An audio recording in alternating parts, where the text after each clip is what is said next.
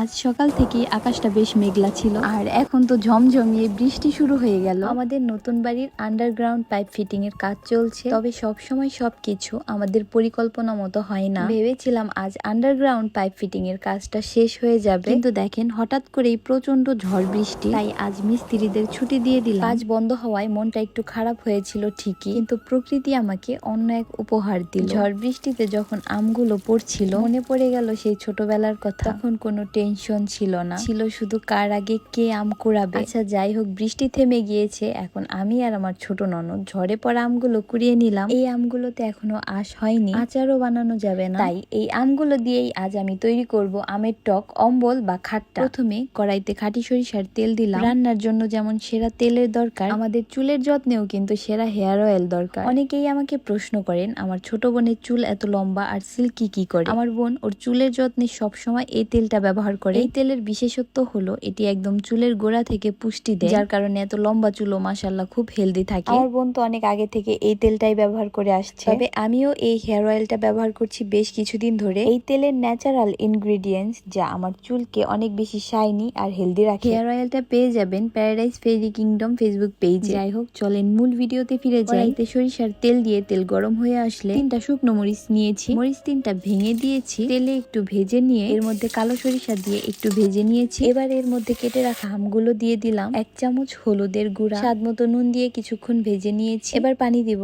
পানিটা একটু বেশি করেই দিলাম কারণ এটা আমের পাতলা টক হবে। এবার ঢেকে দিয়ে 5 মিনিট রান্না করে নিয়েছি। এবার স্বাদ মতো চিনি অ্যাড করব। এটা কিন্তু চাটনি না, তাই খুব বেশি মিষ্টি করা যাবে না, টক মিষ্টির একটা ব্যালেন্স থাকবে। ব্যাস তৈরি হয়ে গেল আমার স্পেশাল আমের পাতলা টক। এই আমের টক এমনি এমনি খাওয়া যায়, ডাল ভাতের সাথে খেতেও দারুণ লাগে। আবার মাছ ভাজা দিয়ে ভাতে যদি থাকে আমের এই পাতলা টক, তাহলে তো আরো জমে যাবে। এখন ঝড় বৃষ্টিতে পড়ে যাওয়া এই ছোট ছোট আমগুলো ফেলে না দিয়ে তোমরাও এই রেসিপিটা তৈরি করে নিতে পারো। যখন আমের টক মুখে দিলাম মনে হলো মাঝে মাঝে পরিকল্পনা বেঁচতে যাওয়াই ভালো, কারণ পরিকল্পনা মতো চললে আজ হয়তো এই স্বাদটা পেতাম না। বাড়ির কাজ আজকে না হোক কালকে হবে, কিন্তু এই বৃষ্টির দিনে আম কুড়ানো আম দিয়ে টক রান্না করে খাওয়ার স্মৃতি সারা জীবন থেকে যাবে।